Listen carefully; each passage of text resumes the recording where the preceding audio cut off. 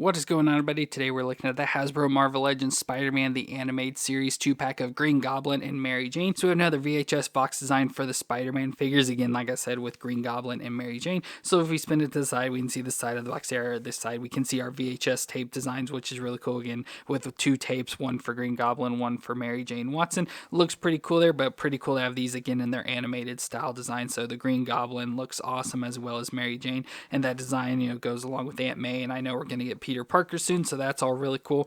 And then we have the two figures on the back and sort of what they're going to look like and stuff. So very cool overall, and I'm excited to get these figures out. So let me go and get them open, and we'll take a look at them together. So we're starting off with the Green Goblin, who is Norman Osborn. He's the owner of Oscorp Industries, and under pressure of the Kingpin, Oscorp was forced to develop chemical weapons for him, and while working on a gas, Norman forgot to secure the airlocks, which resulted in an explosion. Norman survived, but the gas gave him super strength and drove him insane, so he took Hobgoblin's costume and weapons and modified them to become the Green Goblin. So he looks pretty cool here, nice classic look to him, looks like, classic comic as well as the TV show, so it looks pretty cool. So he's got the all green skin, so we got the green face with the crazy eyes there, so that always looks pretty cool with like the yellow around the pupils and stuff, so that looks really nice, and the mouth open with the sharp fangs and stuff, the pointy green ears and all that. And then he's got like the hat on top of his head with the pointy hat that goes there in the back, and like this purplish pink collar, and then that same for the outfit, so you can see the collar there around his neck has like a thing like he's pulled that down or something, so that's around his neck for some reason, and then goes down for the shirt, and then matching color in the gloves and the boots. And I love how the boots have the points on the top of them,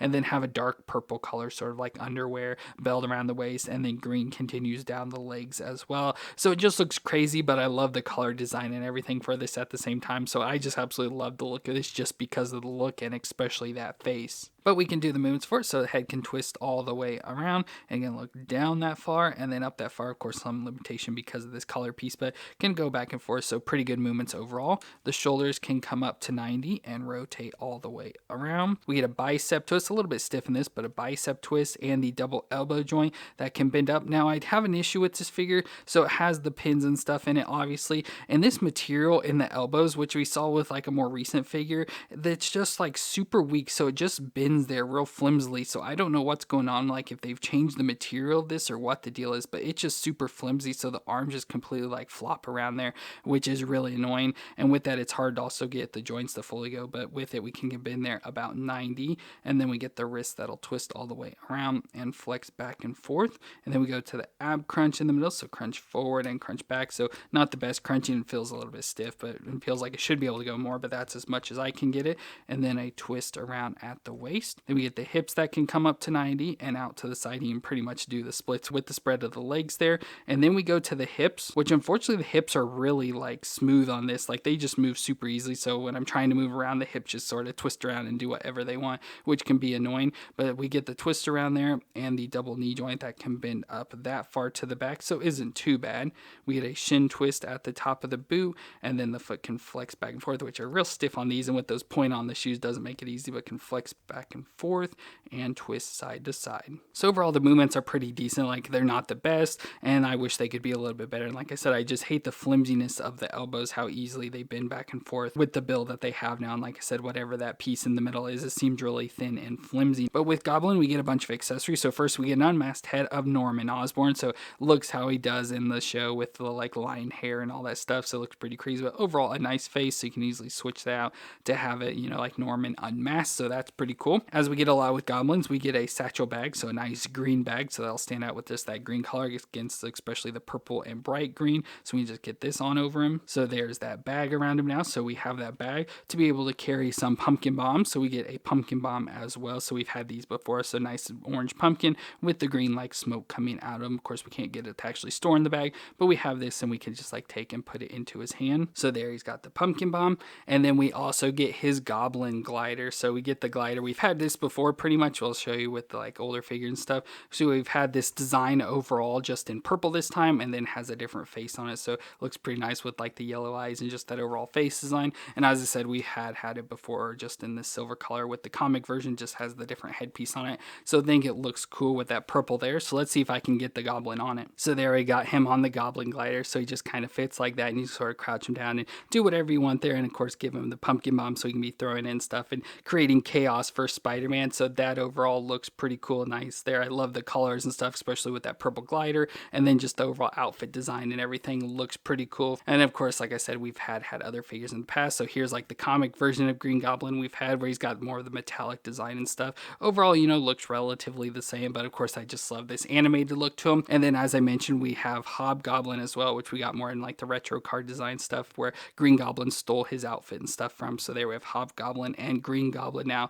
which is really cool. But like I said, I think just because of the colors and stuff, it makes me really like this Green Goblin, so I absolutely love this. And in this pack, we also got Mary Jane Watson, which was a student at Empire State University that was set up as a blind date for Peter Parker by Aunt May and MJ's Aunt Anna. And after Green Goblin learned of Peter Parker was Spider-Man, he began attacking people closest to Peter Parker, including abducting Mary Jane, and he lured Spider-Man to the George Washington Bridge. And during their fight, a glider missile hit the bridge, causing it to collapse and causing MJ to fall. But the time dilation accelerator opened up a portal that trapped MJ in limbo, which I believe is how she was left at the end of this series. And overall, she looks pretty cool here, you know, pretty much how she does in the movie. So overall, it's not like the best looking Mary Jane ever, but again, how she looks in the show. So overall, she has her normal red hair, so she got the long red hair with the bangs in the front, of course trying to look like that 90s style with the poofy bangs, but overall face looks good as well with the red lipstick and of course like the lining around the eyes and stuff, so that all looks nice. And then she got this yellow sweater with like a pink turtleneck underneath it there, so it's nice with the hot pink showing out over there around the neck and around the wrist as well. And then she's got these like sort of purplish blue pants on, like more of a blue, but has a purple tint to it and stuff. So almost like just a blue jean design going into what look like cowboy boots. So pretty funny. She's got like cowboy boots on there and like an orangish red. So those look pretty nice there as well. So overall, I just love the look of like the animated styles because they're so like smooth and stuff with the solid colors and bright colors and everything. So that's one thing I like about these, and she really shows that off. But we can do her movements, so her head can twist around. It'll be hard with her hair, but you can get a twist around there, and she can look down that far and up that far. So not the best movements, but it does move at least. Then we get the shoulders that can come up over 90 there and twist all the way around. We get the single elbow joint that bends over 90 with rotation, and of course the wrist can twist all the way around and flex back and forth. Then we go to the ab crunch, so she had ab crunch right under her chest, so crunch back and forth and twist all the way around.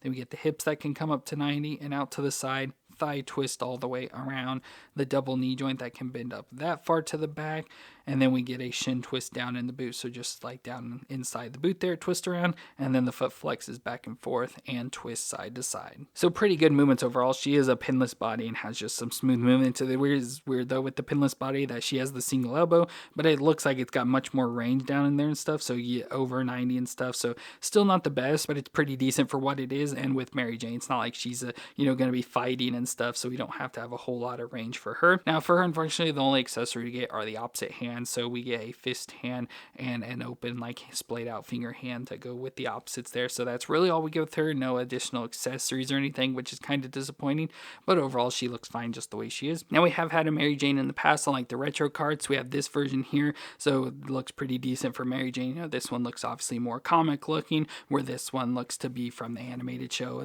but I think I like this one overall more. One, the figure overall works out much better, and I just like the overall design. And of course with her we can bring in our Peter Parker from the animated, where it has the cell shading and stuff on it there. So there we have Mary Jane and Spider-Man, and then of course we're getting that civilian look Peter Parker in the next set of the VHS boxes, so that'll be cool to have them together. But just cool to have Peter Parker there with Mary Jane. And with both of our figures together, we can have Mary Jane being harassed by Green Goblin now, trying to get back at Peter Parker. So that's going to be it for our 2-pack of the Spider-Man animated series VHS boxes, where we got Green Goblin and Mary Jane, both from that Spider-Man animated series. So both look really cool. Love the design of both these. I just wish Green Goblin could have been in a newer pinless body design, because I think it would have worked out a little bit better. But overall, I just love his colors and everything, so it just makes me absolutely love this figure just the way it is. But like I said, it being pinless, much like this Mary Jane, I think would have maybe made it a little bit better and feel a little bit newer and everything, and not have those flimsy elbows and stuff. But overall, I think it looks pretty cool just the way they are there. So let me know what your opinions of this down in the comments, and if you enjoyed this review, let me know with a thumbs up. Well, thank you all for watching. I hope you all stay awesome out there, and I'll see you in our next review.